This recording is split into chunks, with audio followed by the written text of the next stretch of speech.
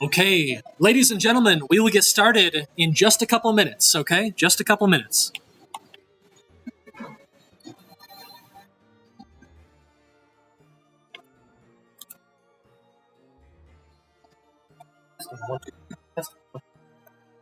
Testing, 1, 2, 3, testing.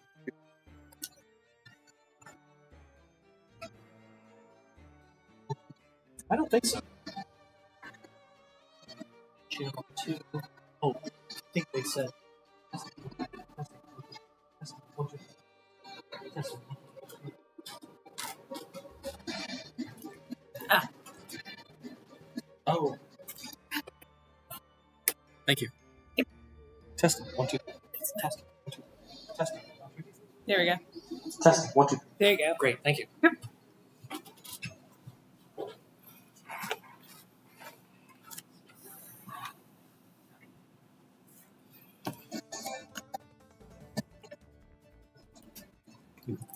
So, question before we begin: how many of you have are in here for the first time? You've not really had a class in here or an activity. This is the Visualization Studio. It is a fantastic space for anything multimedia, anything interactive. If you are looking to build a film, a game, do some 3D modeling, or just want a quiet place to study, this is a fantastic place for that. These machines, I think each of them have a GTX or an RTX 4090. And so it is a good place to play games as well. I think you need to bring your own headphones if you want to do that. Yeah, this is where all of my courses are this semester. This is where all of my office hours are this semester. So I'm basically just going to be living in here. My sleeping bag in the corner, probably, is supported by a fantastic staff. There is often someone at the front desk who can help you with disconnection issues, with hardware issues, stuff like that. And this is also at the end of our semester where we're going to have our EECS 440 EECS 440 showcase. Okay, this is the main location on campus where you can find super expensive headsets. Okay, you see these headsets in front of you. They are MetaQuest Pros, and your mission this week is going to be to get some hands-on time with them. Okay, how many of you have never tried VR in your life? Any of you? Okay, a couple. If you have tried VR, you probably haven't experienced VR in this quality of headset. So I really think you're going to like it. And that's what your first week's assignment is going to be. Basically getting hands-on time with VR, having some fun, experimenting a little bit with Unreal Engine. I think you're going to enjoy it, okay? Okay, ladies and gentlemen, thank you for joining us. Welcome to a new semester. How many of you have had a course already today? Good stuff, all right? Hopefully it's going well. I taught 494 this morning, and after this is done, I'm teaching Game Engine Architecture 498 Upper Level CS tonight. So I think it's about 6 hours of teaching for me, and I wouldn't trade it for anything. So I've got something that I want to show you, okay, as we get this course rolling. Something that I think you'll actually really, really enjoy, okay? This is something that was really a huge change for me when I saw it, okay? Something that I really thought was beautiful. This is a product called NeuroVR. Have any of you heard of it? NeuroVR. Okay, Sean? Yeah, but you're cheating a bit.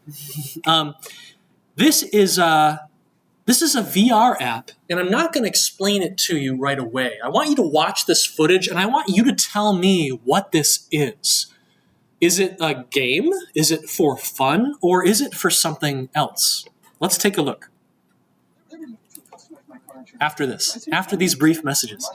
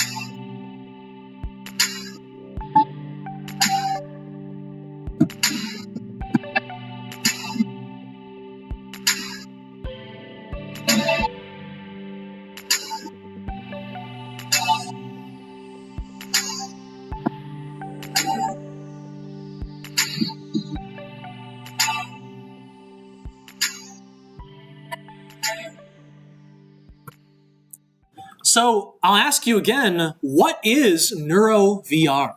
What is it? What does it look like? Does this look like a typical video game? Does this look like something that's just for recreation, for entertainment, or does it look like something more?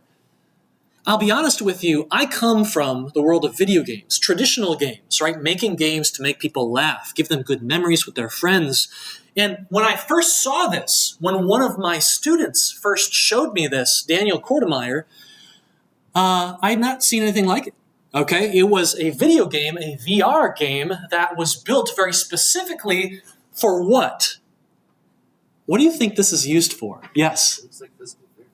Bingo. It is a physical therapy virtual reality experience. It's a customizable one, and it's full of different mini games that target basically different areas of the body, different problems people can have. At the very end of the video, you saw a maze game, right?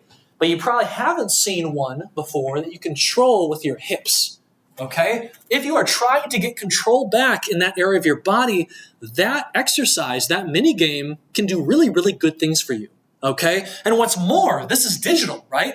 We're talking software, and so we can automatically randomize the puzzles. We can automatically collect data. We can make sure the doctor is watching as your rehabilitation improves week after week, or if not, we can prescribe something else to try, okay?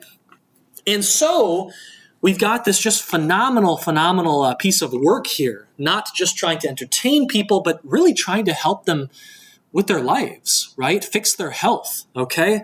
And it was so unique. And it was made by this guy right here, Daniel Kortemeyer. And this is one of my star students, okay? He took EECS 494, knocked it out of the park. He was doing some independent research with me. He was doing super cool stuff. He had graduated and just gone to work at TechSmith in Lansing. And an incredible mind that one of the few we were able to kind of keep in our state, right? Michigan has a bit of an issue with all the wonderful talent that comes through, but then it leaves for California or someplace else. This was done in Dr. Krishnan's laboratory. His lab, NeuroVR, is still there. It's still moving forward. They've written some great papers. They've helped some people big time. Unfortunately, Daniel passed away suddenly and out of nowhere in 2020. And he was my first student to ever die, right? My first student to pass away. And it was as simple as his heart stopped. It was not something that could have been predicted. It was not something that was his fault at all, okay? Life can be very cruel. We don't have that much time necessarily. You don't quite know if tomorrow is your last. And it's always the stars, okay? It's always the stars, the impactful people that seem to go. And Daniel's work thus was unfinished, okay?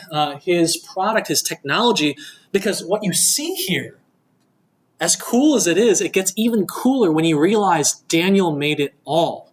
One University of Michigan undergrad student, okay, right, made all of that.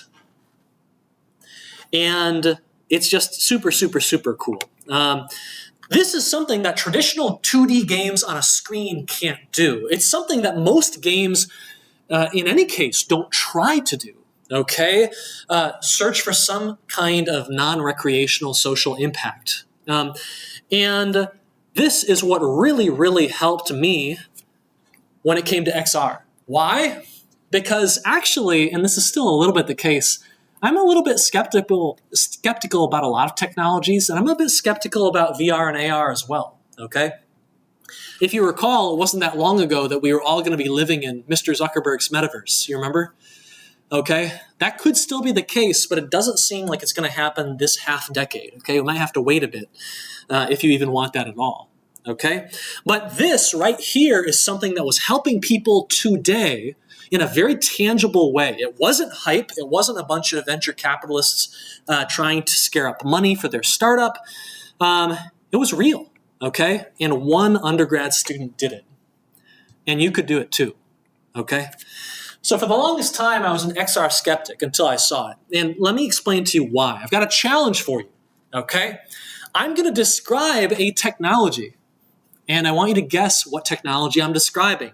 This technology This technology has fans and people who are into the technology. They're forking over hundreds of dollars, sometimes thousands of dollars, okay, to participate in the technology. It's defined by uncompromising immersion. The goal here is to immerse you into other worlds, okay, into worlds that are not real, okay? It is a multi-industry technology, okay? It's not, it includes gaming, but it's not just gaming, okay? It's also film, all right? It's education. It's other stuff as well. This is the foundation of billion-dollar products, okay? And some of the world's largest and most powerful companies have been pushing it hard. And so the question is, what technology am I describing?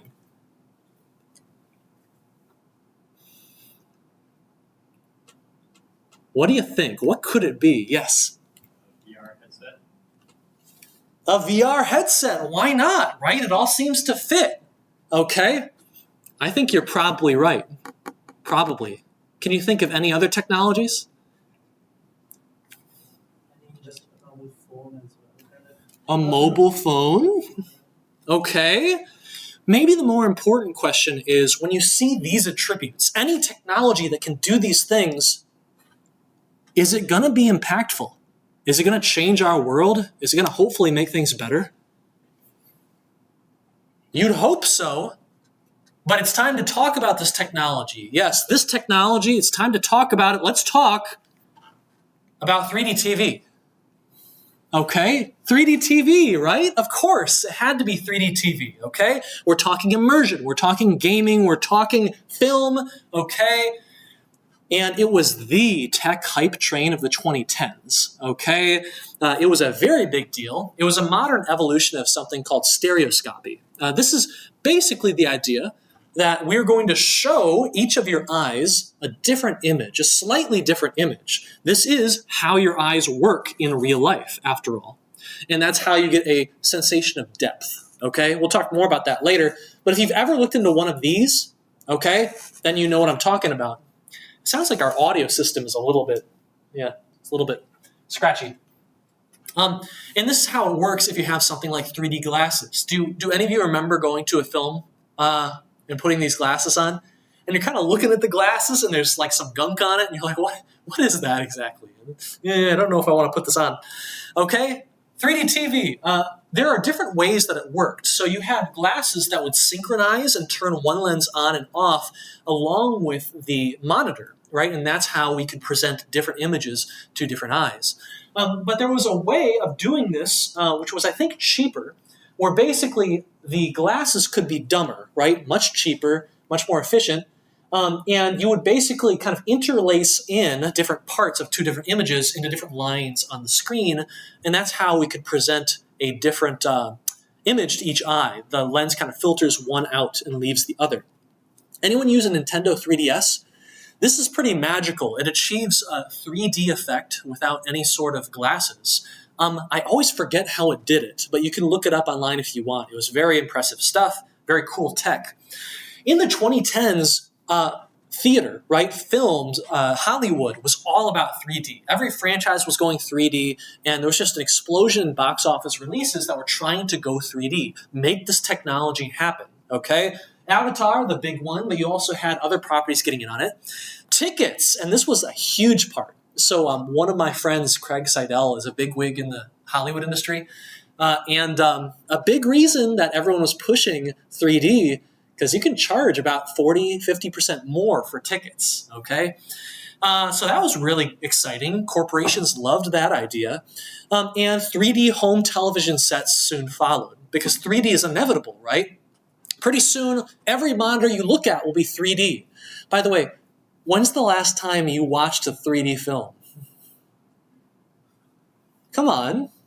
Do you even remember the last 3D thing that you saw? Well, what happened? What happened? Why didn't it work? You see, 3D TV has all of the traits that you'd think would make this just a clear victory, right? Total win, okay? You can book it. 3D is the future, all right? But it didn't happen, okay? It did not happen. These same attributes that you can apply to XR, okay? These same attributes failed 3D TV, okay? And so, a big question that we have to answer in this course is what makes a technology truly useful? When you cut away the hype, how do you get to something pragmatic that's going to help people with a genuine problem today, a problem that they care about, okay? And if you can do that, your technology is going to make it, okay? Might not make it huge, but it's going to make it. So the question is, what makes VR and AR different from 3D TV? Why do we think it will follow a different path? Or will it end up like 3D TV in a few years? This is the nature of new technologies and hype cycles, okay? And here's why XR is going to make it. It's not going to make it huge, but it's going to make it. It's because we can identify non-recreational, impactful things that people genuinely, truly need. Okay? A quick story for you, all right, and I'll make it fast. 2013, I'm running Wolverine Soft. I'm not sure why they let me do that. Wolverine Soft is the game dev club on campus. I ruled it with an iron fist, and we did some cool things. Lots of game jams, lots of games made. It was great. Craig Albert, okay, one of my good friends, he is a tech entrepreneur, a local one, and he's one of my favorites. He's not running around scaring up money. He's the kind of tech entrepreneur that's running around and doing really weird, cool stuff, okay? He has a really interesting device, okay, and he's brought it in. It's called the Oculus Dev Kit 2. What on earth is that? What's an Oculus, okay? It's this backpack that you wear. This is actually Craig's prototype. It's the headset and the controllers that you have in your hand, and it's being powered and fed by a gaming laptop that's in the backpack. So you can actually walk around with the backpack, the entire computer on your back. Super cool, okay? And if you look back there, you can see me with hair, okay? So you know how old this footage is. And he set up a game where I basically, do we have a table? So basically, they set up a bunch of chairs to make a makeshift table, and they kind of put me on it, okay? And they had my neck, like, through the arm of the chair, okay? And I look around, they put the headset on me, I'm looking around, and as I move my head, the camera in-game moves. I'm there, right? Each of my eyes sees a different image, a slightly different image, and so I'm seeing depth. I'm there in historical France. Uh-oh, this is not a good time in history to be here, okay? I have been set up in a guillotine, and as I look around and hear the crowd, okay, I look up and oh no, and then it comes flying down, and at the exact moment it hits my neck, my friends, they like judo chop the back of my neck, okay? And my vision is suddenly rolling around the ground like what you see right there. And I'm about to puke, okay? Something we'll talk about later. When you are in VR, you do not want your users rolling around or moving too much in VR. You will make them sick, motion sick, okay? But it was fantastic. It was a really, really unique way to experience these digital worlds. I would then go and play games like Pac-Man VR. Have you ever seen this? We're going to put you in a maze. Holy banana white balls. Okay. And you're running around and being chased through this maze. You're kind of ducking around corners, okay? You're getting jump scared by these ghosts or robots popping around the corner. Very intense, all right? And it made me extremely sick. Okay, it became clear that as cool as this technology was, it had some serious drawbacks, okay? That's pretty typical with a new technology, all right? It was visceral, but there was a lot of friction, okay? One question you always want to ask is, this new thing here, what is it for? What was early VR mainly for? Do you know? Do you remember? Anyone? What do you think? Just from those examples that I showed you. Military training? Military training, not at the start, okay? But we will see some of those cooler use cases soon. It was for games. It was for recreation, right? Hey, we're going to stick you in a digital world. You're going to have a good time. Great, okay? So VR for gaming and engagement. How did it do? If you look at the games coming out these days, well, unfortunately, there aren't that many of them. And while we have gotten some really fantastic games, okay, Half-Life Alyx is probably the standout, the killer app. I'll tell you about another one in a sec. Look at the review count here, 61,000. That's not half bad. It's also, well, actually, look at Beat Saber. Anyone play Beat Saber? Cool stuff. This might be the killer app right here. Okay, recreation, also, athleticism, training, good workout, good rhythm. A lot of reviews, about 60,000 reviews. That's pretty good, right? Not really, okay? So compare it to where traditional games are. Big budget games on a 2D flat screen are still being made these days, and they're winning, okay? 381,000 reviews, okay? And this is Elden Ring. This is the biggest game around, right? Well, what about Valheim? A smaller indie title that you may not have heard of. 300,000 reviews, okay? Even smaller traditional 2D games are beating out VR games, okay? VR games are popular, they do okay, but is this really what VR and XR is about? Just entertaining people, okay? We already have stuff for that. We have films, we have games, we have some great VR games, we have some cool AR games, but is that the best we can do? Because here's the thing about immersion, okay? One of the most immersive games of the last decade looks like this, okay? This is like the Microsoft Paint situation, all right? If I gave you enough time and paint, you could draw this if you had the idea to, okay? What about this down here, okay? This ancient form of entertainment. Have you ever read a book and you're just flipping the pages? And what do you feel? You feel immersed, don't you? You're engaged. So do we truly need incredible, realistic graphics? Okay, do we need the camera to move as your neck bends to engage you with new ideas? And I think the answer is no, okay? It's good at that, but the answer is no. We can do that in other ways too. For a while, it was looking dire, okay? VR started to stagnate, okay? Smartphone VR sales collapse as interest wanes. A lot of headlines like this. This should be VR's moment, but what's happening? Okay, what's the problem? Market's in a tailspin. It felt like VR was in trouble, okay? Is this the next 3D TV? I hope not, okay? Augmented reality went through a similar issue, okay? Anyone remember this GIF?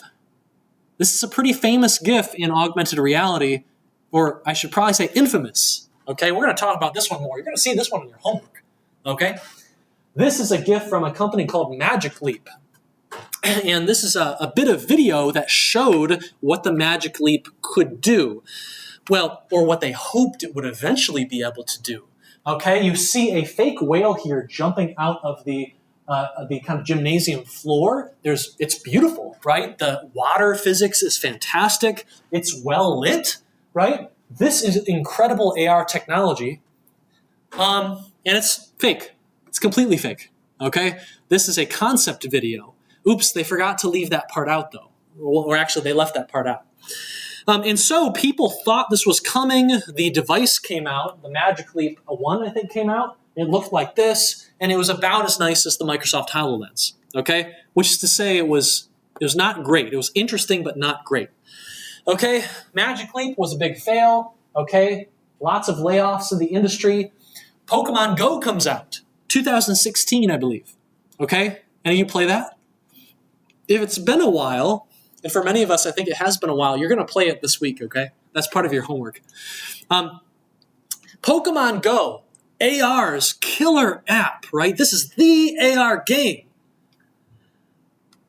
Lets you just turn it off. Oh, uh-oh.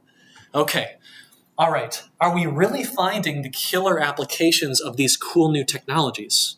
Have we really found it yet? I think the answer is no. How could it be failing, right? It was written in the sky, right? This was going to be the future. We were all going to be living in Tron, digital worlds, right? Lots of parody material, books and novels talking about our VR and AR future. And how could it fail like this? Okay? So I didn't believe in XR, all right? I lumped it in with all these other technologies. You remember some of these? 3D TV?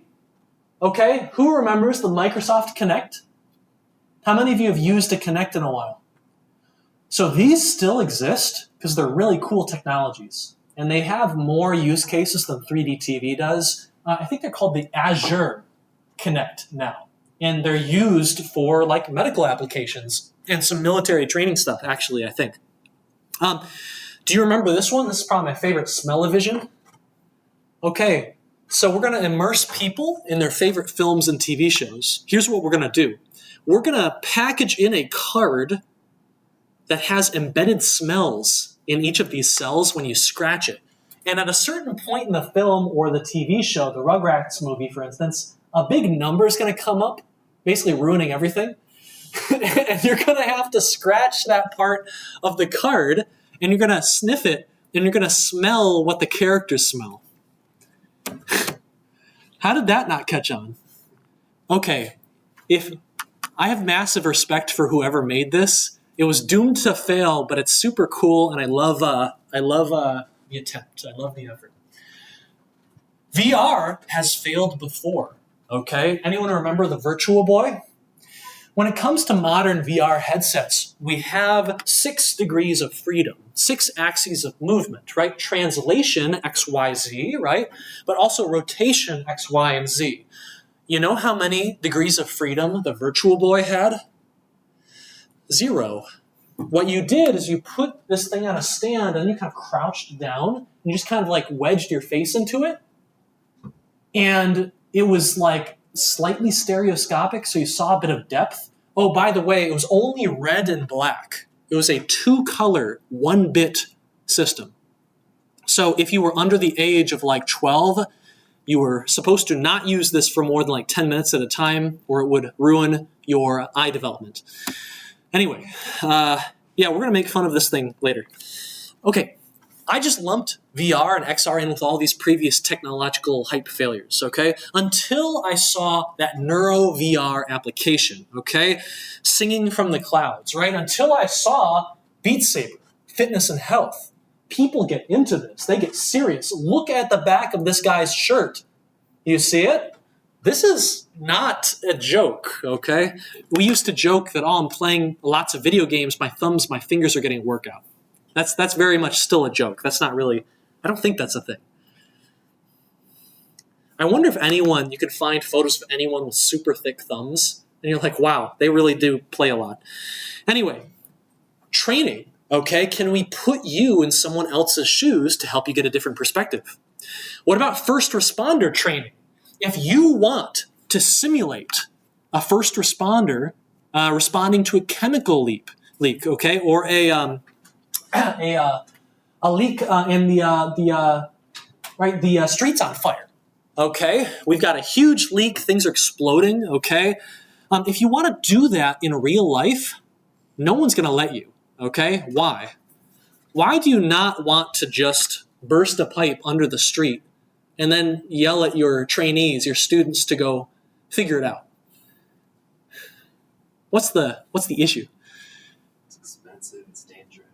Yeah, it's expensive, right? You got to get to the location. You have to go into infrastructure and blow it up, right? Or wreck it, okay? That's not so great. And it's extremely risky, okay? Insurance is not going to be happy. You might not have any students left wanting to work with you after you put them through that. Are they going to learn a lot? Probably, but it's not going to be worth it, okay? What if we do it digitally? What if we can randomize this scenario so that you can't just kind of go through the motions? You have to dynamically respond and understand the situation. It's going to train you a lot better than a textbook, okay? One of my favorite clips is from a film called The Matrix, tiny indie film. Maybe you've heard of it. And I want to show you one little clip in particular, okay? This is a clip about education, about what the future of education could look like. It's a bit scary in a way, but it's also pretty neat, okay? Take a look at this. Now, supposed to start with these operational programs first. Let's make a shed. Just a little more fun. How about combat training?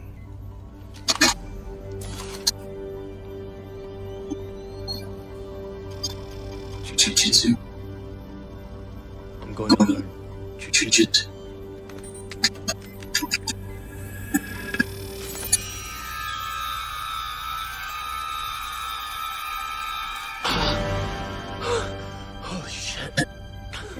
I think he likes it.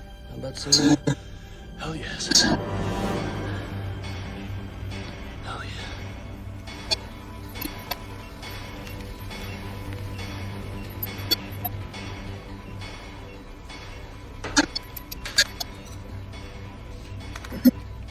How was it? 10 hours straight. He's a machine.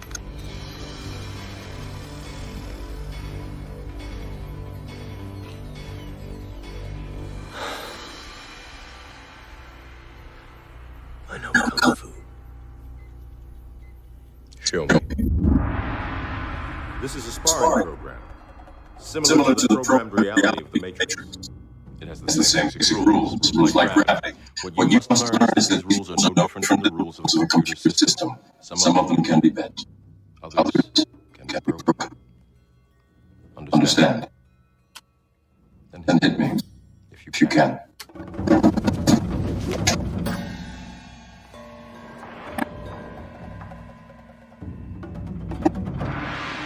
Okay.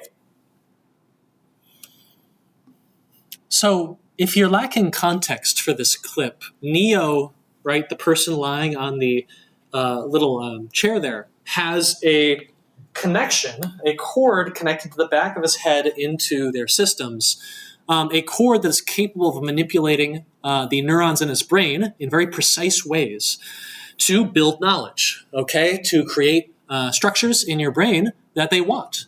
Okay? And you can imagine how interesting that might be, how it might change the education industry if it were possible. It also raises some interesting questions about what it might mean to get malware, okay, when your brain is plugged in. All right? But a couple other great details here. When I am trying to teach someone something, keeping your attention is the top of the list. If I can't keep your attention, if I can't hook you or engage you, then I cannot deliver anything. I cannot do my job. Okay? In this clip, do you remember how long was Neo doing this training? He's like a machine. He went for how long? 10 hours straight. Do you know anyone who has ever grinded a chemistry textbook for 10 hours straight? And what's more, what does Neo say? You want more? He says what? He doesn't just say yes. He says hell yes. Okay? He's into it. He likes it. He's engaged with it. He's learning and he likes the process. Okay? A big question in education right now is gamification. Can we use techniques from VR, XR, video games, film to try and engage people on not how to jump on a bunch of Goombas or win a Call of Duty match? Can we engage them on the topic of general chemistry, physics, history? Okay? And people are doing it. People are doing it well. People will not grind a chemistry textbook, general chem textbook. They won't grind it for 10 hours, but you know what they will do? They'll play a match of Civilization 5 for 10 hours. I've done that, okay? Not that long ago. It's easy to get sucked in. Anyway, it's a very, very interesting thing to think about. What can we use these immersive technologies for, okay? Socialization. We just came out of a pandemic, okay? We just came out of a pandemic where if you wanted to hang, if you wanted to have a party, okay, that was going to be a no-go unless you could do it in a digital way. Apps like VR chat, okay? A little bit infamous, okay? Some things go down on VR chat that are a little bit spicy. It's a very human platform, and it was very successful. Okay, we're going to talk about why Mr. Zuckerberg's attempt, Horizon, kind of failed against VR chat in a bit. It's very interesting. What about field trips, history? Okay, if I want to take you to the wreck of the Titanic, how much is that going to cost me? You could probably just imagine a lot. In fact, this might not be possible, okay? We're going to have to build a submarine, hopefully one that works, and we're going to have to do a lot to get there. Or I can put you in a VR headset. VR labs like this one are extremely expensive. This is a rare laboratory, okay? Other universities don't have stuff like this. But this is still cheaper, right? Bringing a group, a bunch of high schoolers, a bunch of elementary schoolers, bringing them in here is way cheaper than the alternative of taking them to the site, okay? Taking them to the top of Mount Everest, okay? What about commerce? What about AR, okay? What about the idea that we can not just have fun with AR, Pokemon Go style, but we can actually visualize our world, our office, our living room with that wonderful new couch in it. Check out the colors, see how well the color palette matches up, okay? This is one of the things I'm dealing with at my home right now, okay? One really cool thing about this as well is that these cool applications, the things I've shown you, NeuroVR, Beat Saber, these are not big teams. This is not Mr. Zuckerberg and his horde of engineers doing these cool things. No, it's the opposite. It's super small individuals, okay, or super small teams doing this. You saw NeuroVR. I'm going to show you this one. This is Spellbound. One of my favorite startups downtown. It's run by my friend Christina York, and I love the team. You know why? Well, the reason is I'm horribly biased. The entire team, the entire engineering team is former 494 and Wolverine Soft students. Let's take a look.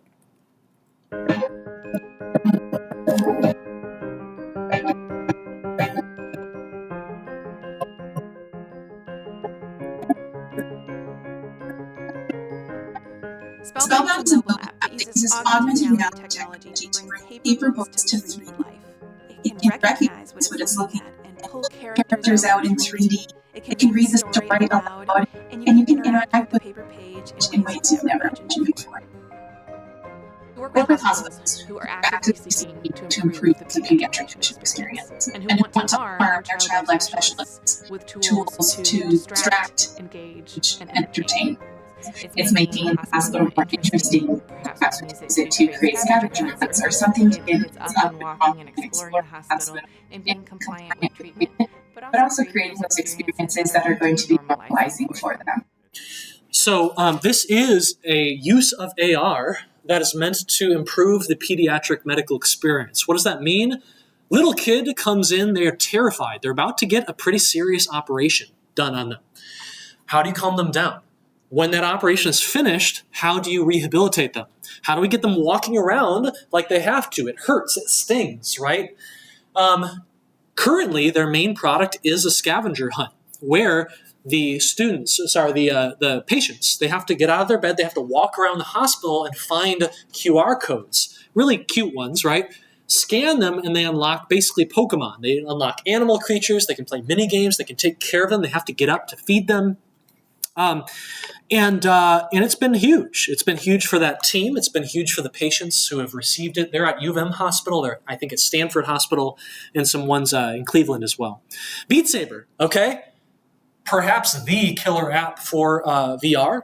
How big was this team? Anyone know? That's it. That's it. About 3 people, okay? And these are 3 developers from the game development hotbed of the Czech Republic, okay? Not especially well known for game development industry over there, but they were able to make it happen, okay? Innovation in these early young technologies and fields can come from anywhere, and they can come from teams big and small, okay? VR and AR and XR, they are big, untapped, just fields of potential. Okay? And who knows? Maybe the next killer XR app, maybe the one that XR needs is in this room right now. Okay? We'll see. Young technologies must find their calling, and it's up to us to help. Okay? From crypto, okay, which I do love to make fun of in this course. I gotta watch my mouth though. Okay? What's Bitcoin at? Hold on. Let's see. BTC price. Ooh. It's not too bad, okay? I was making fun of crypto a lot more when it was in like 18,000. Anyway, we're going to talk about crypto. Crypto is a really interesting case of a really cool technology which has some niche but important use cases that got blown out of proportion to basically solve everything. Do your homework. It'll help your dog out. It'll fix your medical problems. And that's just not how this goes, okay? And the reigning champion here, the smartphone revolution, okay? All of these technologies needed help. They needed help from developers big and small. Especially early on, they needed the small developers, the ones that could move super fast, okay? Like you all, okay?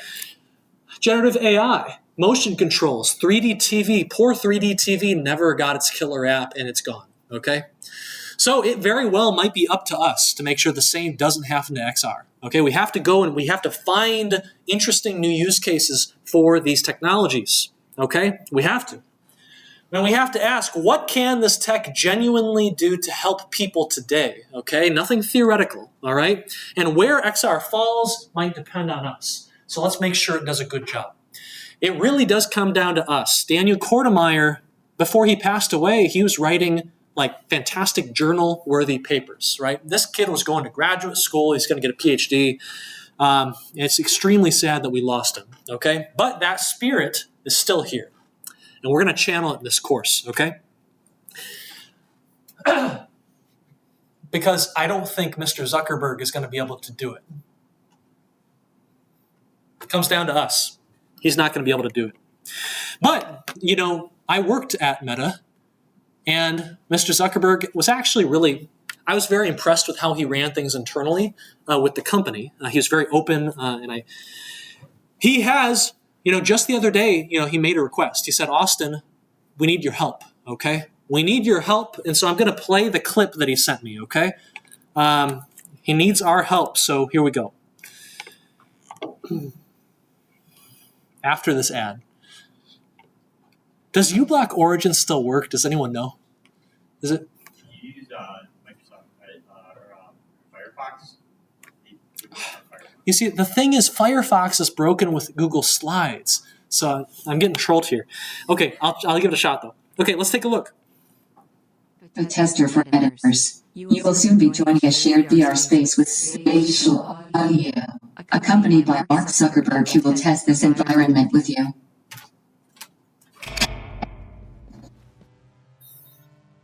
Hey, and welcome.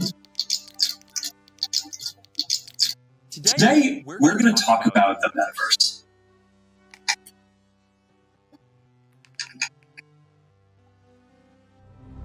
Starting with the most important experience of all, Sweet Baby Ray's. You're going to be able to bring things from the physical world into the metaverse. I like barbecuing. And I guess I'm a Sweet Baby Ray's fan. Mark Zuckerberg offers you his Sweet Baby Ray's barbecue sauce. Nod your metaverse licensed headset to accept. Shake your metaverse licensed headset to decline. Headshake detected. You are about to decline Mark's offer. Nod your metaverse licensed headset to confirm the rejection. Shake your metaverse licensed headset. Head nod detected. You decline Mark's offer. Mark did not like that. Meta has dispatched a hitman to your location at Mark Zuckerberg's request. You may feel your Meta licensed headset tightening. Soon you will be unable to remove it. This is normal and follows the terms of service that you previously accepted. Okay. So, anyway, what on earth is this course? Okay, what is this course, and who are we, by the way? I didn't really introduce myself. Let's go ahead and do that now. Andy, who are you? Hi, I'm me. I'm a student at the University of Michigan. I'm also your IA. I have office hours on Thursday and Friday, and I also really like XR. So if you have any questions, I'll be here most of the time. Very good. My name is Austin Yarger. I'm a lecturer at the University of Michigan, the Computer Science Department. In general, I teach a lot of our game development and XR-focused courses. I teach EECS 494, which has quite a reputation, 440, of course, and the upper-level CS course, fairly new game engine architecture. This semester, you're going to be learning and getting hands-on time with Unity and Unreal, the two major game engines in our field. And if you ever say, well, I want to make my own game engine, then you would take that course, okay? We make our game engine from scratch, okay? I worked on the Sims franchise, if you've ever played that, and a bunch of stuff at EA Mobile, as well as Facebook back in the day. I run the local chapter of the International Game Developers Association downtown, and I have my own educational games startup, okay? We used to make educational games for the government, which is a surprising customer for games, okay? And a pretty lucrative one, too. We've since pivoted into making horror games, which is quite a jump. Anyway, Alternate Reality Initiative is a really fantastic organization on campus. Andy, would you like to talk about it? Yes. Apart from being your IA, I'm also the Ultimate Reality Initiative president. Basically, we're meeting Saturdays at noon. We tend to do game nights, workshops, special tours, guest lectures, anything related to this field, and some stuff outside of it too. Very good. ARI is a fantastic opportunity. While you are a college student, this is a special time in your life to be surrounded by other people who are very passionate about learning, about technology, and about making cool things. Do not take this for granted. It will be difficult to come by groups like this once you've graduated and once you have moved on into the working world, okay? So please consider hanging out with some of these fantastic groups. Immerse yourself more deeply in AR and VR, and you'll have a much better time.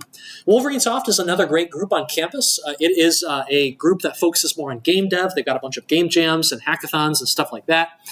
There's another one as well, Claws. Anyone in Claws in here? Okay, Claws, this is something you should look at. This is a club that builds augmented reality tools for astronauts, for NASA.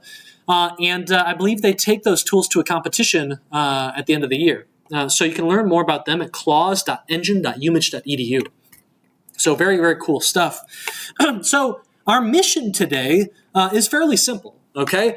Our mission is going to be to introduce the course and help you decide if this is a good fit for you. Okay, this course is not nearly as intensive and time-consuming as a course like EECS 494, okay, or 498. But this course does still require a nice big chunk of time, okay? Not huge, but, some time. And so we'll talk about the course, make sure it's something you're interested in and it's a good fit for your schedule, okay? And so let's go ahead and get to that. Actually, you know what? I want to introduce the Canvas site first. How many of you have seen this Canvas site? Okay, this Canvas site is where you can find all the most important things in the course.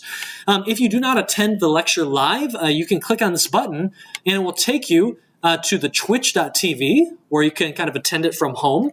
I think I'm streaming now, right? Yep, I'm streaming. And you can also catch the lecture recordings on YouTube as well after the fact, okay? You can get to our Discord server. This is a place where you'll be posting things. You'll be posting progress videos of some of your work, so you can actually see each other and what you're building. The Piazza site is really good for asking questions. If you've got a question, don't ask it on the Discord server. It's very hard to find questions there. Ask it on Piazza. This might be the most important document in the whole course, okay? This big, colorful graph, this colorful chart, okay? How do you read this? Well, this is the course schedule, and it will help you understand what you should be thinking about and working on at any given moment in the entire course, okay? Here's how you use it. You move your eyes to the left column, and you find today's date, okay? This one's really easy. It's the first one. It will be highlighted in red automatically for you. And you move your eyes to the right, okay? If we've reached that lecture, you'll see a lecture plan that you can click on, and this will take you to everything that you need, okay? This will take you to slideshows. It'll take you to bullet points, announcements, all that good stuff.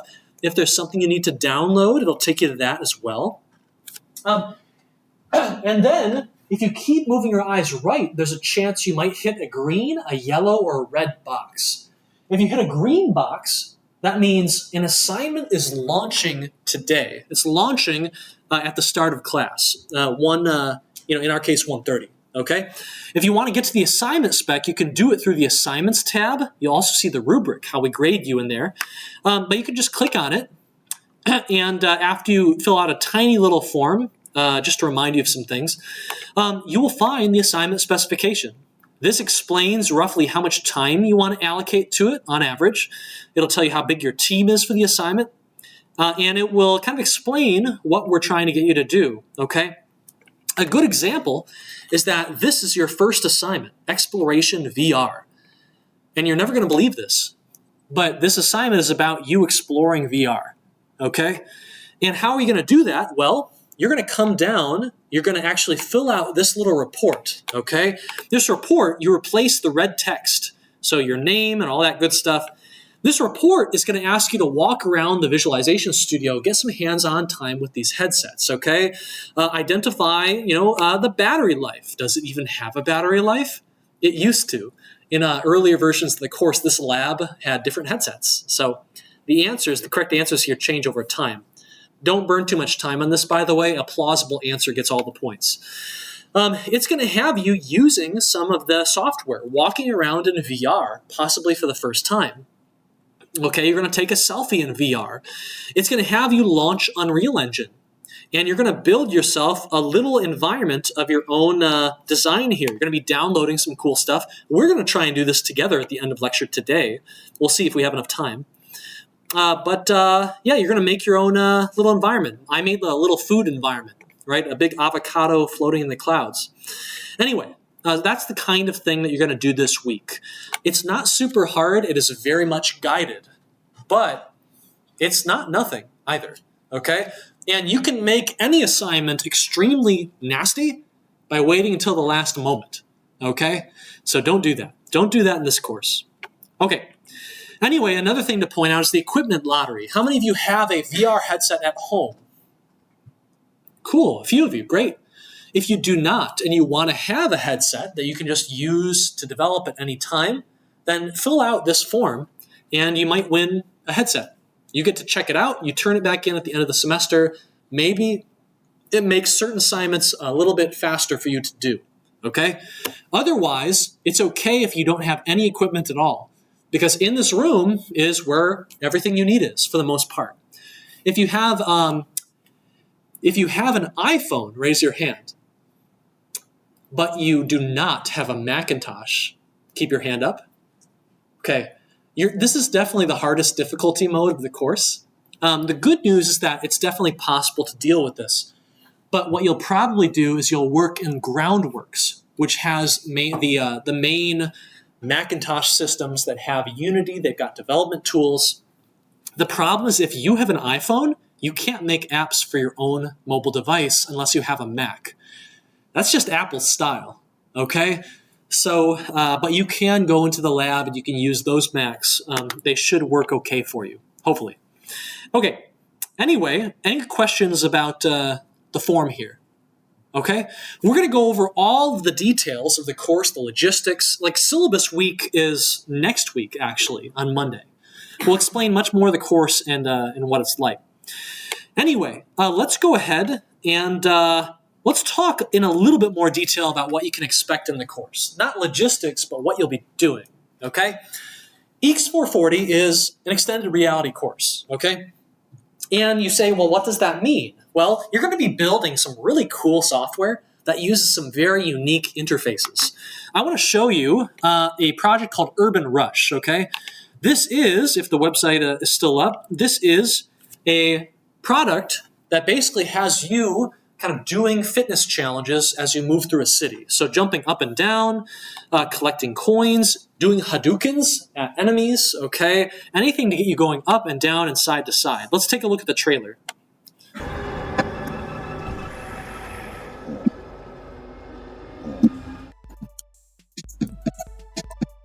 Are you ready for the ultimate fitness challenge? Introducing Urban Rush, the virtual reality fitness game that will push you to your limits. With Urban Rush, you have to dodge cars and squat grenades, all while getting a full body workout. But the challenges don't stop there.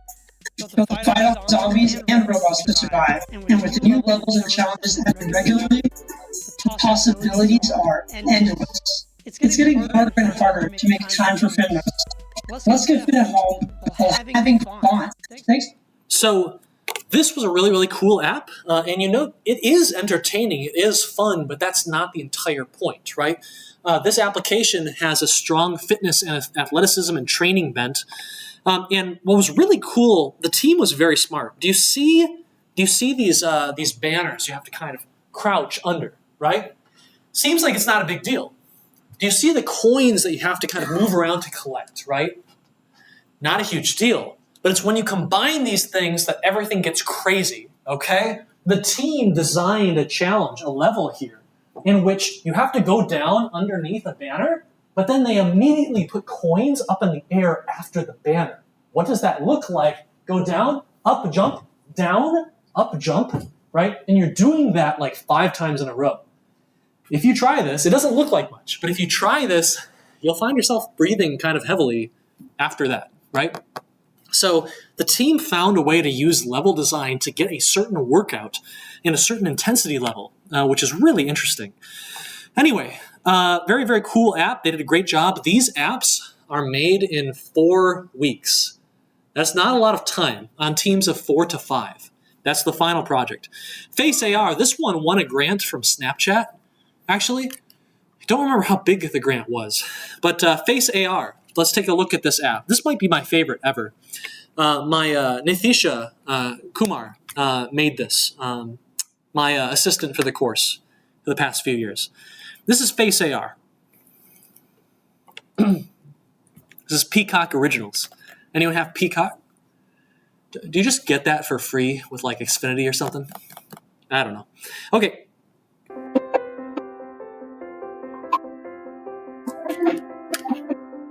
Face AR is an augmented reality app that helps patients with facial disabilities perform exercises through immersive games. So the face tracking technology used by this app is a lot more useful, engaging the patient rather than just looking at themselves when they don't want to from the mirror, but to use the app. There are games that engage them, and they have been able to quantify by direct feedback in AR what their exercises that are doing their face would be very helpful. Currently, the facial therapists are difficult to find, not readily available, and this app provides access to everyone. One thing that was shocking about this team, and I really appreciate them for doing it, I was shocked that they got their software into the hands of an actual patient who actually had the issue the app was trying to address, right? I said to them, don't you have to usually go through the FDA or something to get tests like this done? And no, the team reached out to Michigan Medicine and reached out to a bunch of people. Almost all of them didn't have time or declined, but the last second, one of them said, hey, we've got a patient here who wants to try out your software. Can you get over here in like 30 minutes? So Nithisha is trying to gather the team and fix their build because it's currently broken. Oh, God. And they're just rushing, and they get it there in time. And you can see the impact it has, okay? Well, maybe not so much the impact, but you can see the use case, the genuine use case, and an actual genuine user who might benefit from it. It's a very simple game, but the interface does all of the work. It's the important part, okay? You're going to use your eyebrows, right, in order to do mini games, in order to track that and improve over time and get your life back, okay? It's impactful stuff. So, Face AR, no wonder they won the grant, okay? So this is an extended reality course. You're going to do extended reality things. But what does that really mean? Well, if you don't quite know XR, right? XR is kind of a umbrella term for a bunch of technologies that alter your perceptions, okay? The R stands for reality. The X is a variable, okay? You can replace that X with anything, all right? If you replace it with a V, right, you are replacing your entire reality. You can't see anything else. Next week, you're going to build a VR magic show. So any Harry Potter fans or anything in the audience, you're going to be programming in Unreal Engine. Blueprints is not too bad. It's guided. Don't worry. You're going to be programming a spell that allows you to turn your audience members into whatever you want, actually. And that's VR, okay? Your entire reality is replaced, okay? When it comes to AR, you aren't replacing your entire reality. You're just kind of augmenting it, right? And so, hey, there's not a Pikachu there, but we are going to make it look like, as authentically as we can, that there is a Pikachu there, okay? AR, augmented reality. And so MR, right, is kind of in the middle. These days, right, the technology looks like it's going to more of a slider approach, where the question is, how much of your own reality do you want, okay? And maybe you want to get rid of it all, and maybe you want most of it to be there. I don't know, okay? Replace it all, or let's keep things real, okay? So this is a virtual reality course. And, oh gosh, this actually scares me. Oh, be careful when you're in VR, okay? People get really into it. I think you're really going to like it. I like it. But we have to be safe, okay? This is a fun one. This person is on a roller coaster. Yeah, he's playing the roller coaster game, and he gets a bit too immersed and gets in trouble. This is cruel. He's about to go over the side of the roller coaster, and friend gives him a push. Don't do all of these funny things, okay? Just watch them. This is a grandma having a VR experience, and you can see that visceral reaction, right? It's always fun the first time anyone puts on the VR headset. Just watch them, okay? You can live vicariously through them in that first experience. You never really forget. So focus in this course is going to be on desktop computer VR apps, okay? You are going to be building these VR apps using Unreal Engine, okay? Unreal Engine is extremely powerful and very popular these days. It's part of the game engine duopoly. If you're making a game these days, probably going to be Unreal or Unity, okay? And our focus when we start building these Unreal Engine applications, these VR apps, is going to be on interaction systems and our architecture, okay? What does that mean? We really want to make it easy to add little bits of interactivity to our environment. For instance, how do you program a light switch? When you click on the light switch, the lights turn off, click them, turn back on. How do you program that easily? How do you make an architecture that makes that super simple to program, okay? Things like drawing on a whiteboard, okay? Things like talking to a character, all these little interactions, things like picking up a piece of trash and throwing it away. How do you design a architecture that is going to make that super easy? Well, we're going to do it together in the next couple weeks, okay? And you can then use it pretty much anywhere. It's super great. It's called the affordance architecture. This is going to be, VR is going to be the next several weeks, a 3-week assignment, and we're going to focus on that, and it should be a good time, okay? Anyway, our focus is going to be Project 1. I'll show it to you a bit more later, but Project 1 is going to be recreating a live space. It's not going to be this space. It'll be a different lab, but so next week, we're making a VR magic show. This is going to be very guided, so you don't have to figure it out yourself. The guide is going to kind of walk you through some things to think about, show you some stuff, and you'll get to customize it a bit. You get to make a lot of your own decisions, but it should be a fun time. For Project 1, you are going to recreate one of the campus computer laboratories. If that sounds boring, you're going to be recreating even the interactions. You'll be putting students of your own design in there. You get to decide what they say. You're going to be implementing objects like the copier. That sounds boring, but this copier duplicates whatever's nearby, okay? Which can get a bit crazy, okay, depending on what is nearby. Anyway, an example, right? You also will get to add some special functionality here. In this case, the students making this, they felt like the computer science curriculum was like the Matrix, right? Like I'm in a, I don't know, I'm a little bit oppressed, and I got a breakout of these difficult courses, and so we're going to reveal it to have all been the Matrix the whole time. And you can fly around in this city right here. Anyway, kind of cool stuff. For the final project, you will do a showcase project. You can do whatever you want. On a team of 4 to 5, you'll have about 4 to 5 weeks to do it. You can choose VR or AR. Here's another VR app that was kind of interesting. This is a driver's education application. Let's take a look. Drive VR Ed. Appreciate the effort. Welcome to Drive Ed, the revolutionary virtual reality driver's ed simulator. Immerse yourself in VR to learn the rules of the road without any of the pressure that comes with it. With the power of VR, we are able to provide the most realistic simulator for driver's ed. Quickly prepare our students for the road by forcing them to actively observe their virtual surroundings. Driver Ed empowers new students with knowledge of the rules of the road before they buckle their seatbelt for the first time. We aim to remedy the fear first-time students have getting behind the wheel by making the learning process less daunting. Driver Ed will focus on having options for driver's ed tools and programs. We envision eventually providing VR headsets and driving wheel controllers as part of our Turtle package, as well as creating a driver's ed... Right, so you get it, right? And the team can randomize the scenario and introduce unique challenges and track student progress and all that good stuff. So this is a VR course, but this is also an AR course, okay? Augmented reality is kind of the other side of the coin for us. And so we will be doing some interesting projects with AR as well. The focus is going to be on mobile augmented reality. Why? Because how many of you don't have a smartphone? Oh, yeah, that's why, okay? Your smartphone almost certainly has augmented reality capability inside of it already, okay? And so you'll be building mobile apps for your own phone. If you haven't done that before, it's very fun, actually. It can be a little bit slow getting your software from your Unity editor, your computer to the phone is not, it's not always frictionless, okay? You'll get a feel for that soon.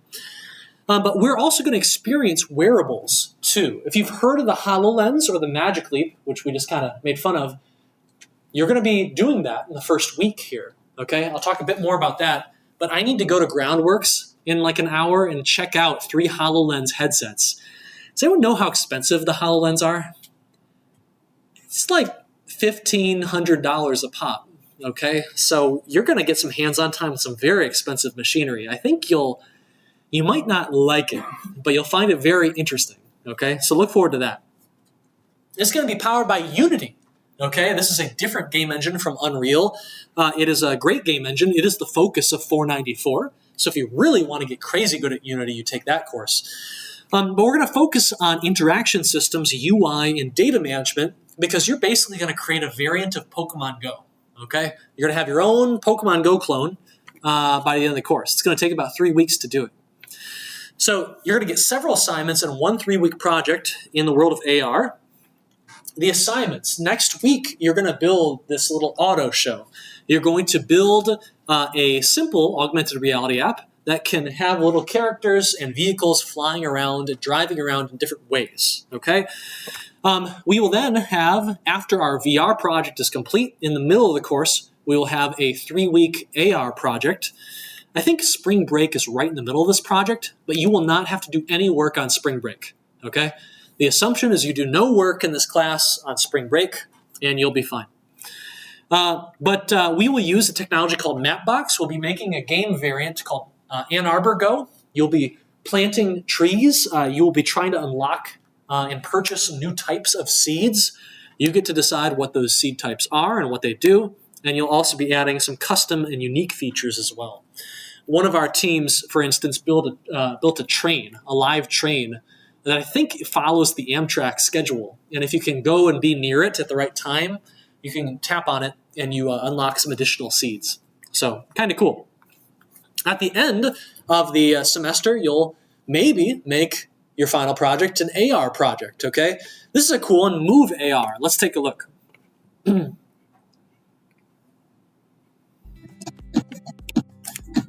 If you're struggling with learning proper form of exercising, then Move AR could be the solution for you. To use Move AR, select an exercise, visualize it in the real world, walk around to see it from all angles, follow along with the example to learn proper form, and record yourself to review it. The app also gives additional guidance on each exercise, including which muscle groups are being targeted and recommended sets and moves. What's amazing about Move AR is that it doesn't stop at exercising. Physical therapists can use Move AR to ensure their patients rehabilitate with proper form. They can create custom exercises through motion capture, design patient-specific exercise plans, and track patient data. And there are so many more applications. For all your exercise needs, use Move AR. So Patrick right there was one of my assistants for the course as well.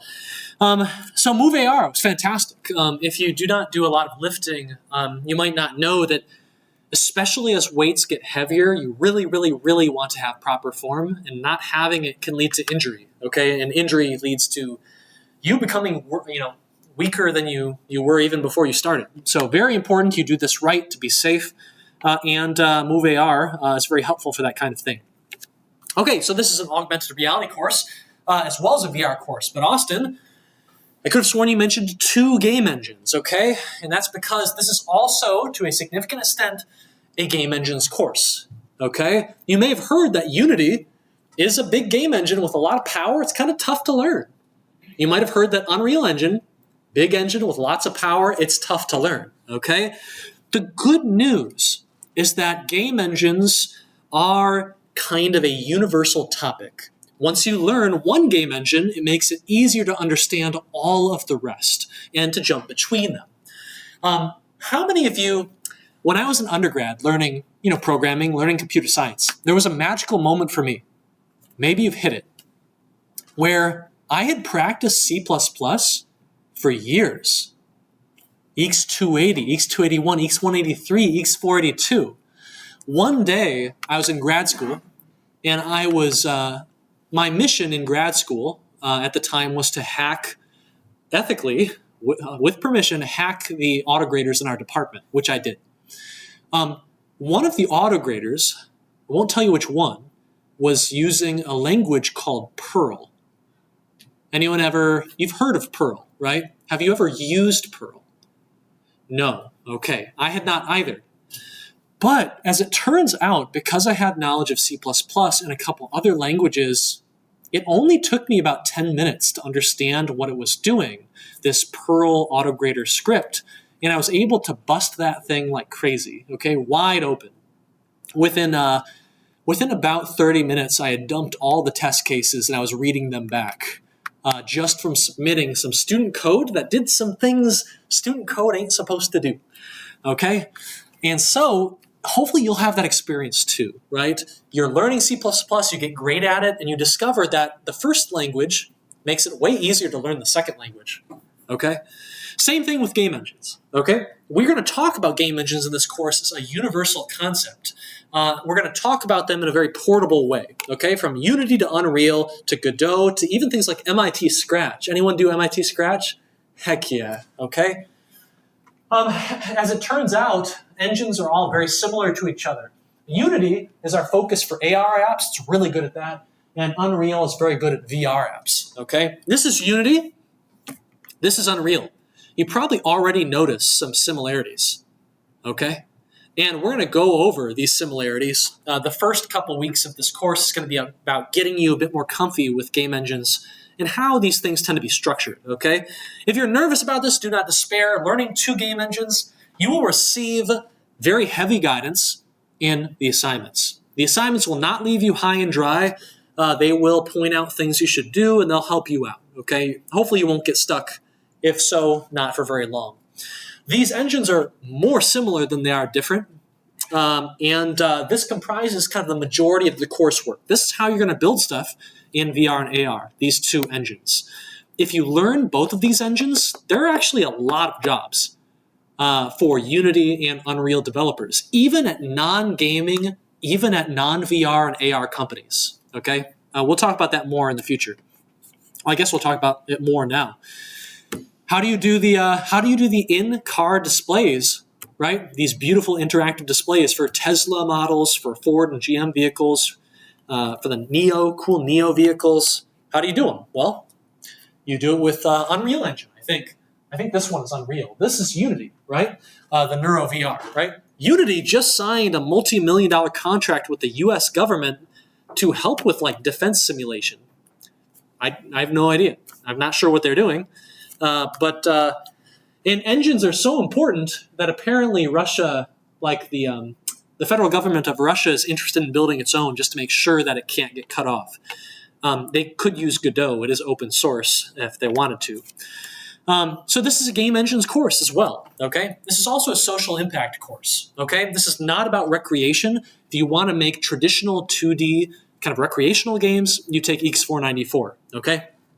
And things get a lot harder too.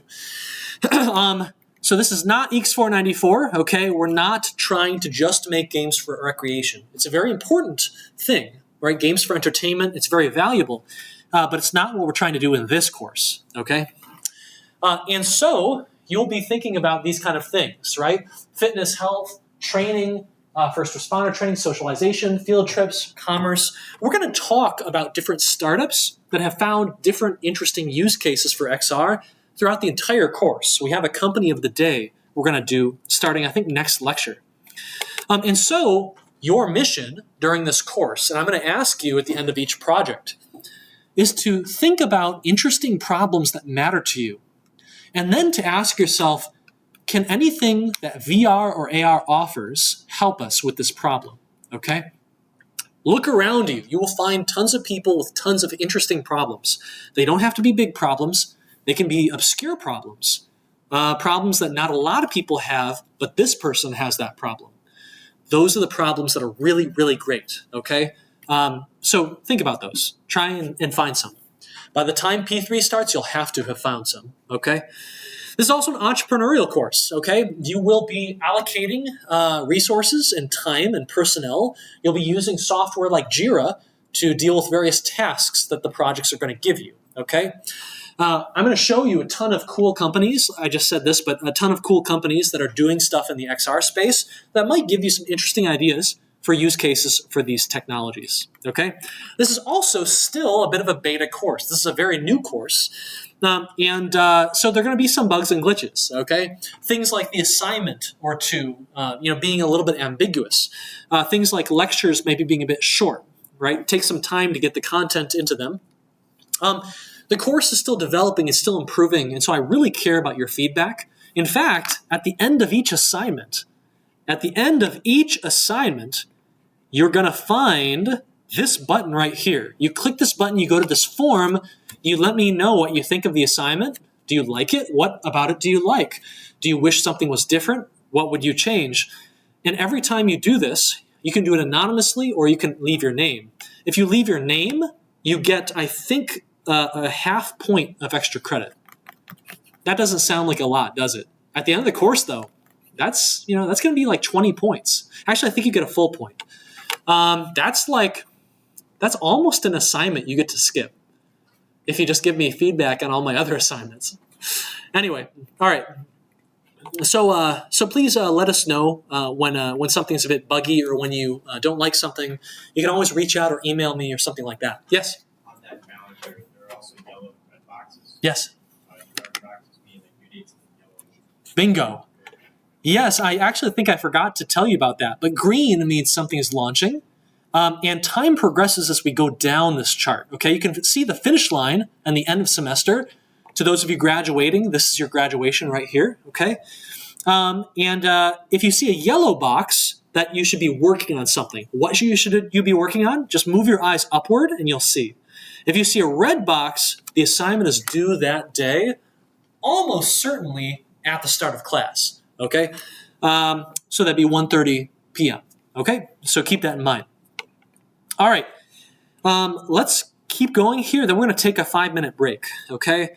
Really quick. So this is all just to thank you for your patience and your feedback. New courses are very hard to design and they're hard to get going just right.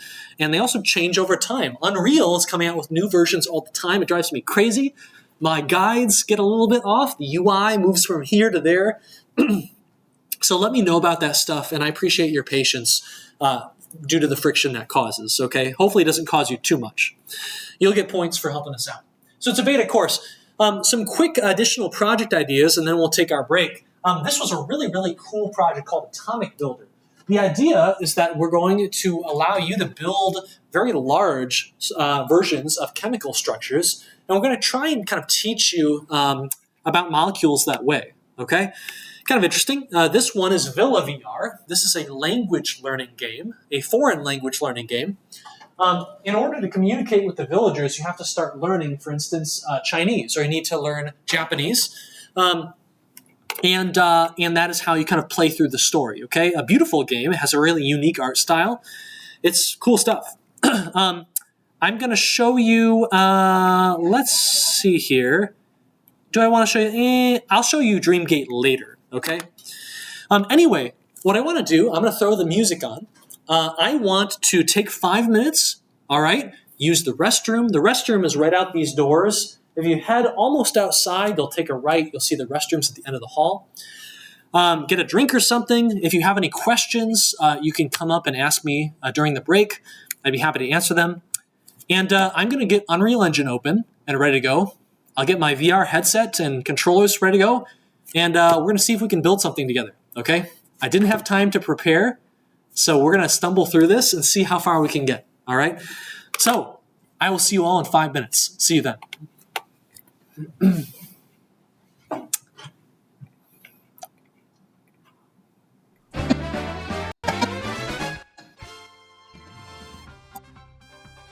Hey. Just wondering if you're able to download them on Linux. I think, I don't know if Unreal has Linux support. I imagine it probably does. Unity does have Linux support, but I think it is a little bit experimental. We'll talk about this more next lecture, but the assumption if you're a Linux user is that you're really good at debugging, troubleshooting in the first place. Anyways, yeah. So I'm sure that you'll figure it out with a bit of pain. All right. Thank you. Just know that at any time, these machines are pretty good for development. Yeah, I figured I'd probably be able to just come in here. Yeah, you can definitely do that. Yep. Are these rooms, this lab specifically, is it open 24/7? Oh, that's a good question. So it is.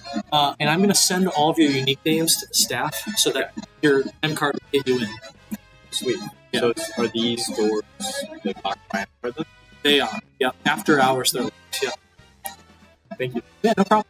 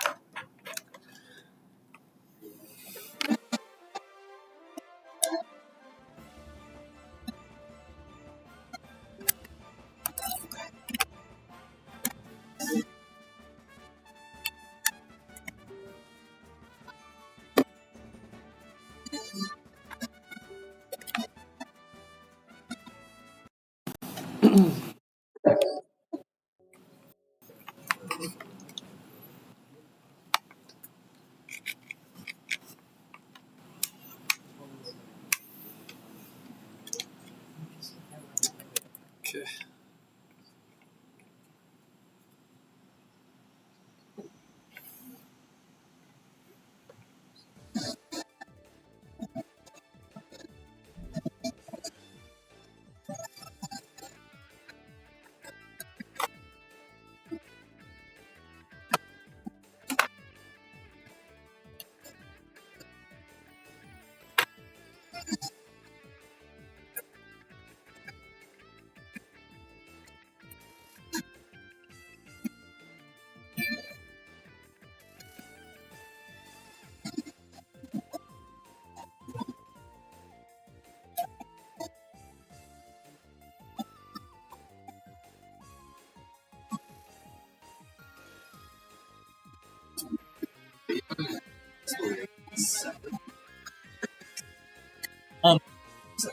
There are two separate assignments, but you're going to do them at the same time. Yep.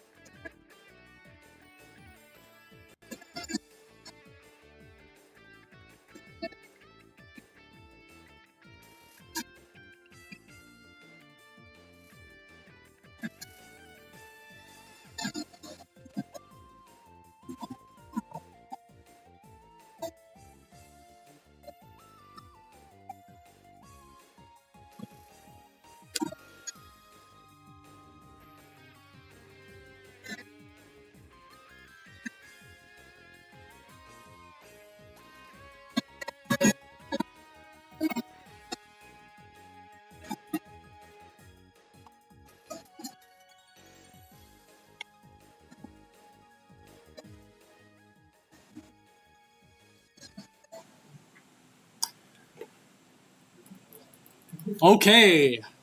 Okay, ladies and gentlemen, a couple of quick notes before we dive in to VR here. This lab is fantastic. You can do pretty much all the assignments in the course just using these computers in here. We're going to talk more about the logistics of this at our next lecture, okay, which will be a little bit more syllabus weeky. If you want to get into this lab, it is open 24/7 if you swipe your M card. If I gave your unique name to the staff, okay? So within the next few days, your M card should be able to get you into this room any time of day, okay? So look forward to that. Another quick note, your 2 assignments that you're working on, if you take today and look at the schedule, if you do what we said and you move your eyes to the right, you'll see 3 things are launching today. Exploration VR assignment, AR assignment, and equipment lottery. These are 3 things that should be on your mind in the next few days and over the weekend. When are these things due? They're due Monday. That's right. And you know it because of this red box that they lead to. It's going to be on the 13th at the start of lecture. Okay? So, you are generally expected, the workload in this course isn't super high, but it can become higher if you neglect it for a few days or if you start the assignment late. So this course in general is designed to require about 45 minutes to about 1 hour per day, okay, of homework. And so hopefully you'll enjoy it. Please do try and put time in earlier so that you can run into problems earlier, you can get them resolved earlier. The assignments become very nasty if you get to the very last day and there are no more office hours to help you out, okay? That's not so fun. We'll talk more about how to do this course in an easier fashion on Monday when we meet. But these are our office hours, okay? So Mondays, Wednesdays, Thursdays, and Fridays, 7 to 8 p.m. tonight. However, if you come to my office hours at 6, I'll be in here doing the EECS 498 Game Engine Architecture office hours. If no one asks questions from that class, then you can use that hour as well. So basically Mondays and Wednesdays, 2 hours of office hour for the most part. And then Andy's going to have you on Thursdays and Fridays, okay? So just keep that in mind. Okay, so everyone, this is Unreal Engine, okay? And, you know, it's the kind of user interface you might expect if you are required to build a virtual world, okay? It is not textual, it is much more visual. We got this beautiful viewport right here. And by the way, you don't need to remember anything I'm about to say. I'm just doing this for your own entertainment right now. So don't take any notes. If something is confusing, don't worry. The assignments are going to walk you through a lot of this stuff and teach you it. But right here, we're looking at the user interface for the famous Unreal Engine. Anyone play Fortnite? BioShock Infinite, Rocket League, okay? That's this engine, okay? You've got all the tools you need to make those games right here. And if I right-click and I hold that right-click and I kind of look around, I can look around as if I'm in a first-person game, okay? First-person shooter game. I can use WASTA, okay? With these 3 fingers, I can use WASTA to fly around in my engine and get a really good look at my entire environment. I can fly in like this, fairly precise. It's really fun to zoom around like this. Do not use a laptop trackpad in this course. Whatever it takes, go to Amazon, go to your local store, bookstore, you go to Yugo's and get yourself a cheap mouse, okay? Otherwise, the course is on professional difficulty mode. You're not going to like it. It's going to be very, very frustrating, okay? When you click around in this starter project, you will see a lot of objects. When you click on one, it will highlight an orange, and you got these little gizmos. You can kind of just drag them and drag the object around. It's really cool. And when you click on an object, okay, in this viewport, you'll also see it get highlighted in this big list view on the left, okay? And if you think about it, some of these game environments get so busy. There are thousands of objects. And so it's not practical to find them in here and click on them. Sometimes you just want to search for them over here. And you've got a little search bar as well. So I can find all the cubes and I can double click them to go and look over there, okay? But that's enough with the user interface for now. What I want to do is I want to get in there. Okay, so I'm going to click this play button. This play button has a little VR headset icon, but if it's not there, I can click on these 3 buttons and I can play in 2D, I can play in VR, I can simulate it.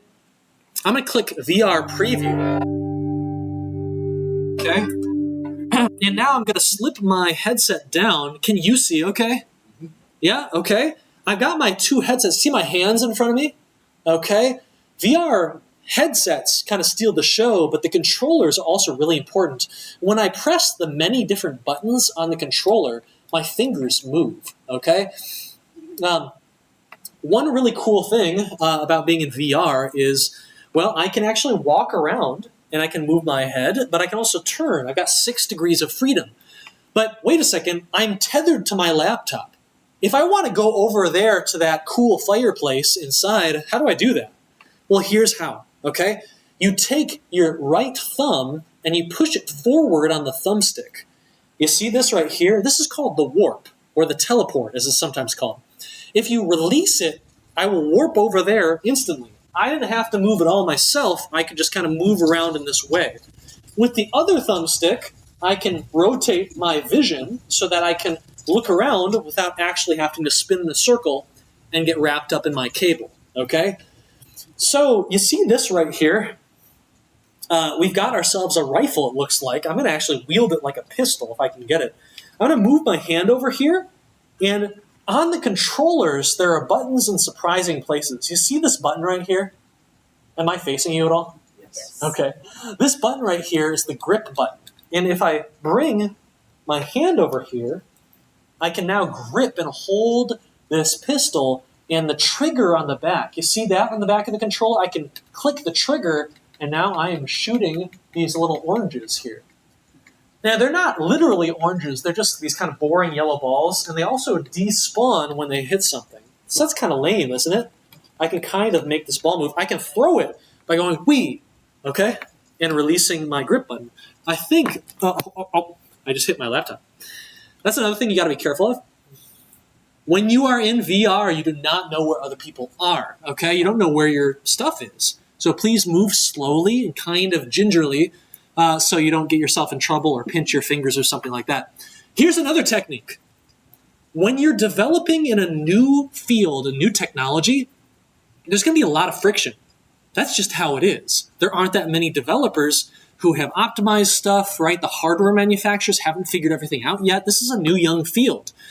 So going into and out of VR is annoying, okay? You want to program stuff, okay, and then you have to test it. So put the headset on. Oh, it didn't work. Okay, you have to go back, take it off. Okay, program stuff. Okay, test it again, put it on. It's annoying, okay? So here's what you do. And this is, the shape of your head kind of makes this harder or easier. But get a size on your headset to where you can do this. Slip it onto the back of your head and just let it kind of sit on your forehead like this, okay? This will allow you to do quick edits, okay, and changes, and then you can just very quickly slip the back up, slip the front down, and boom, you're in the game, you're testing. When you're ready to go make some edits again, you do this, okay? Very fast and only mildly annoying, okay? All right, so it's all right, this is okay, but I'll be honest with you, I'm a little bit bored. Okay? I want cool stuff in my game. I want to add some cool food into my environment. How do I get cool models for my game? Well, down here at the bottom of our UI is kind of our project pane, right? This is where all the scripts will go. This is where the audio will go, the music files, the objects, the models, okay? All the good stuff that makes up our reality is down here. And you see this green add button? It's so pleasant, and you want to click it. Well, when you click it, you're going to get a lot of options. One of those is add Quixel content. Hopefully this is still working. Unreal has been making a lot of changes with this. Hopefully, Got to see my Fortnite password. Let's see here. There we go. Do we have anyone playing Fortnite in here? No? Good for you. Oh. Oh, not the second. Okay, that's fine. In the game engine architecture course, we literally have one lecture where I show everyone Roblox, and we're playing Roblox together, and we are programming a basic Roblox map together. It's the game engine of the day, right? So every lecture has a new game engine that we look into. Except for this lecture. This first lecture tonight does not have a game engine. Anyway, so we've got that Quixel menu up, and you're going to use this on your homework. Don't worry about remembering this. The homework is going to point you to it. If I search for food, we get all these options. These look very realistic. The person who created Quixel is actually Detroit-based, and he has a lot of cool techniques for scanning objects. Oh, yeah, garlic, okay? Heck yeah. So, yeah, you can click on the garlic, and you can say to yourself, well, I want that object. How do I get it? How do I get it? I thought I signed in.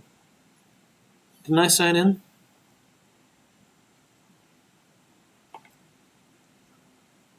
Hey, okay, this is just the kind of thing you have to deal with when you're dealing with new technologies, and it's like they just haven't had time to fix this all yet, okay?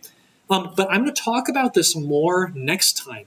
But if you want to go make an indie traditional game today, it's smooth as silk, a very nice process. There's no friction at all. Unfortunately, you have so many competitors, good luck standing out. All right? It is ironic, okay? But if you want to go and have very little competition and do impactful things, you actually have to look for places of high friction, okay? Because little bits of friction like this, like people getting annoyed by the headset, people struggling to build or get a headset or build to their mobile device because they don't have a Mac, that's the kind of friction that knocks out all your competitors, okay? No one needs another indie game these days because there's so many. It's too easy to do. But people do need VR stuff. Okay, so let's go ahead. We got this onion. I'm going to click download. I clicked it. I definitely clicked it.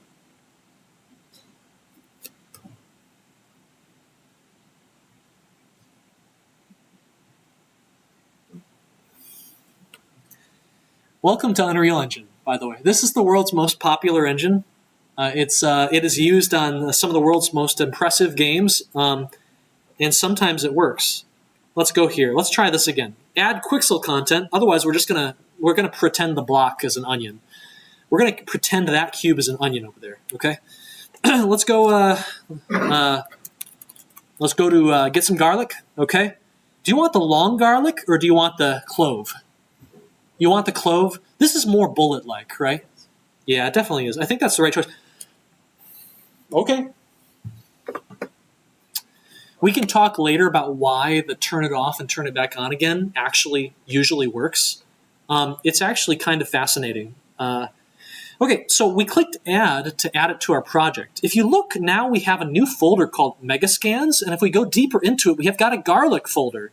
We even have a little garlic static mesh, okay? If we pull it out, it's hard to see, but if we zoom in, we got some garlic. I can pull it up so it's easier to see. See it? Nice. All right, we got garlic in our stage, but this is not good enough for us, okay? This is not good enough garlic. I'm gonna go in, and when I click on an object, it gets highlighted, okay? It even gets highlighted over here in our outliner, right?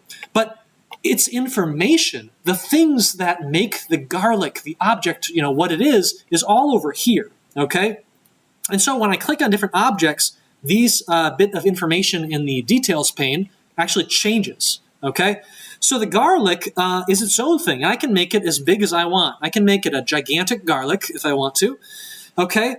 And let's go ahead and let's check out this garlic, okay? See if we can see it. Okay, is it visible?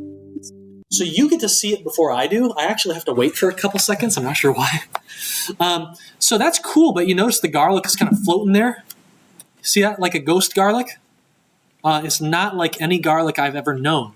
So we need to go and give it physics, okay? We're going to go into this garlic, and I'm actually going to go in and look for any physics category, okay?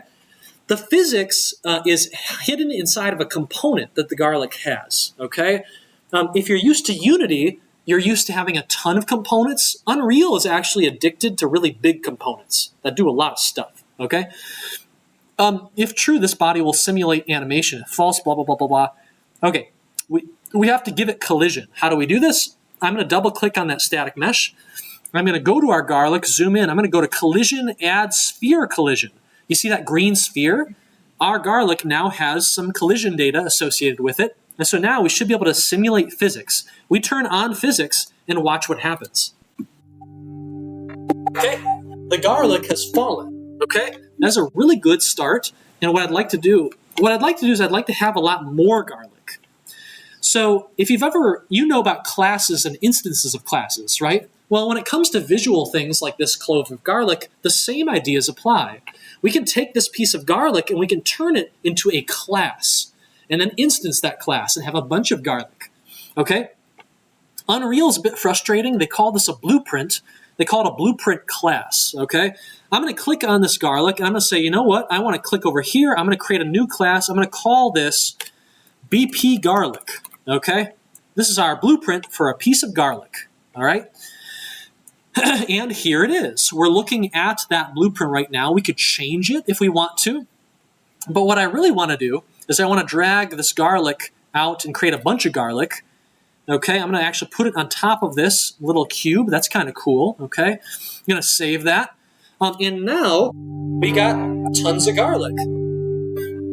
If I go into that blueprint, if I go into this blueprint, I'm looking at a class, not any instance of the class. I can go in and I can actually change the scale here. Okay, I want super big garlic. Okay, I can change the scale here, save, Control-Shift-Save, and all of my garlic instances have all updated. Okay, so this is a really nice way of organizing your objects and affecting them all at the same time. Okay, again, you don't need to worry about any of this, but hopefully your computer science brain is getting a little bit excited here, right? You can do some fun stuff. Now, what I want to do is I want these pistols to shoot garlic. Heck yeah. Hopefully we can do it in 7 minutes. I don't know if we can. So what I'm going to do is I want to go inside of this pistol right here. I click on the pistol. Now show me the blueprint for the pistol. Well, I can click on this button and go open the blueprint editor. And whoa, what am I looking at here? What am I looking at? Any idea? This is not the pistol. If I click on the viewport, I can see the pistol, okay? What I'm actually looking at is the pistol's event graph. This is the logic inside of the blueprint, okay? This right here is the famous blueprint visual scripting, okay? This is why all of our favorite artists and musicians love Unreal. It's because they start writing their logic in blueprint code and they don't realize they're programming, okay? Anyway, this language is what we're going to spend a lot of time on teaching you. And the thing you need to know right now, here's what an if statement looks like. Can you believe it? Right there. Okay, we feed in a Boolean, this little red thing, and if it's true, our line of execution comes out the top. If it's false, it comes out the bottom. Okay?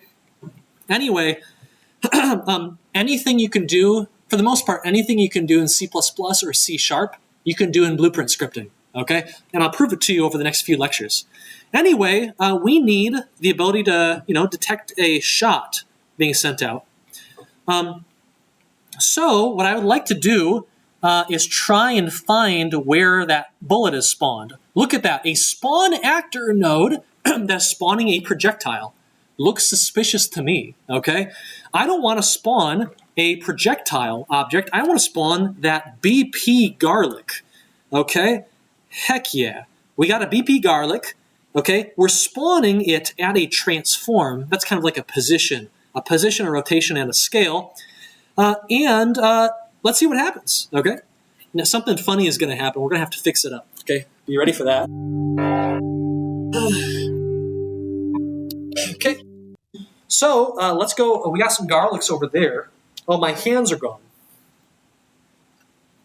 Where'd my hands go? They're back, okay. Okay, give me that. Okay, there we go. Now, oh, isn't that cute? It's a tiny baby garlic. No way. That's so cute.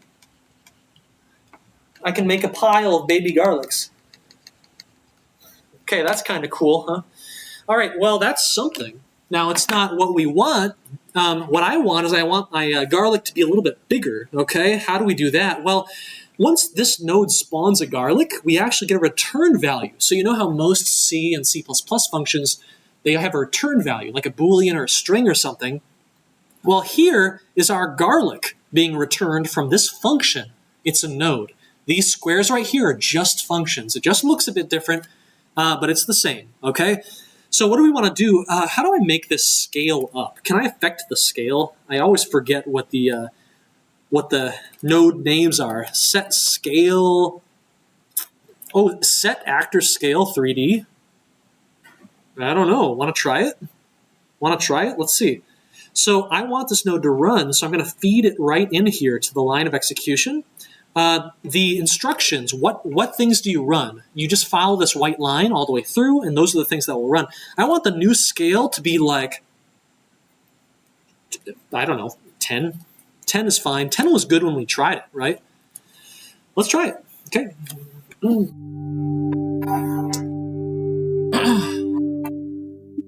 Okay, so let's get in here, see if I can grab this without hitting my laptop. No! Oh, so close. Oh, so sad. Oh, brutal. Oh, no! I dropped it. Okay, under the table. There we go. Okay, ready? Oh! They're huge. Amazing. Okay? So we got all of these garlics hanging out here, so that's kind of fun. But what we're not doing is we're not giving them any velocity, so that's a bit of a bummer, right? So what we'd like to do is we'd like to give them some velocity. I don't want this big thing in here. I don't care about sound right now. So we spawn the actor. We then make the actor big. What can we do now? Well, I want to take that actor, again, this is going to look wild to you. I want to set physics linear velocity. Bingo. We're going to set the velocity of this object, okay? And you can see we're using that same return value, and I'm going to bring this up here and feed this into the line of execution, okay? And what kind of velocity do we want? Well, what we can do is we can say first, I want to just send it flying upward, okay? So let's give this a velocity of 500 in the z direction. How do you know that z is upward? You go to the viewport, if I can, and you look at this little z in the bottom left corner. This gizmo tells you that z is up. That's different from Unity, where y is up, okay? Okay, let's see if I can grab this time without too much drama. Oh, no. Oh my gosh, yes. All right. See, now our garlic is going way up, right? So that's really cool. This isn't really what we want, though. I want to launch the garlic along the end of the barrel. Okay, how do we do that? Well, we got like 1 minute left. And so what I'm going to do, if I can, do I have to go into the pistol? Did I lose it?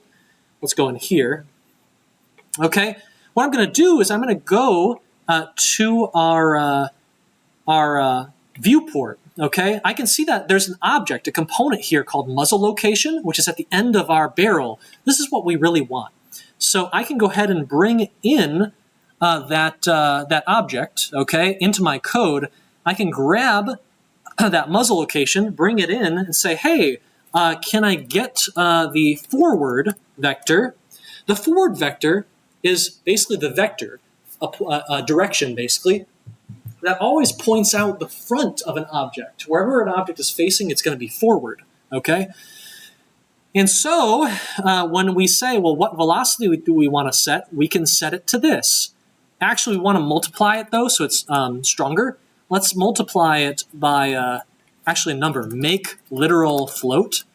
I'm going to multiply this by 1,000, okay?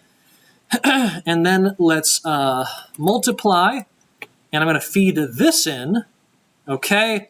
That's a little bit hairy. Okay, spaghetti code in Unreal actually looks like spaghetti, okay?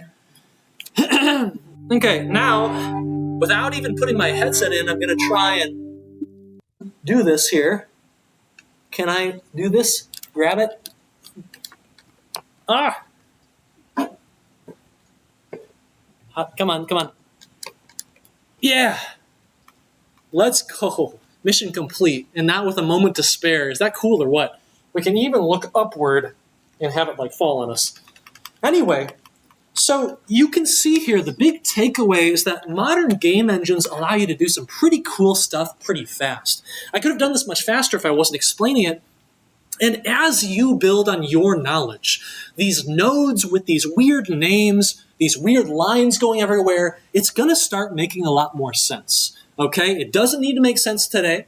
We're going to spend the next couple weeks trying to help you get a feel for how to move fast in Unreal and Unity, because I'll tell you this, once you get good at moving fast in XR, in game dev, in game engines, dang, it is so much fun. You're going to love it, okay? So everyone, remember, what you're focused on this week are these kind of intro assignments. If you run into trouble or friction on them, come to office hours or go to Piazza, ask a question. Don't burn too much time butting your head up against the wall, okay? That makes these assignments way less fun. Get started early, and yeah, I hope you have a fantastic semester, okay? It's going to be a really good one, I think. All right? We'll see you next time. You got any questions, you bring them up here. And otherwise, I'll see you tonight, okay? We might have the HoloLens devices available tonight. And if so, you can knock out your Exploration AR assignment if you just come to office hours tonight. You complete a part of the assignment, literally, by putting on the HoloLens, enjoying them for 5 minutes, and then taking a selfie with the HoloLens on, okay? That's part of the assignment. All right, everyone. I'll see you later. Bye-bye.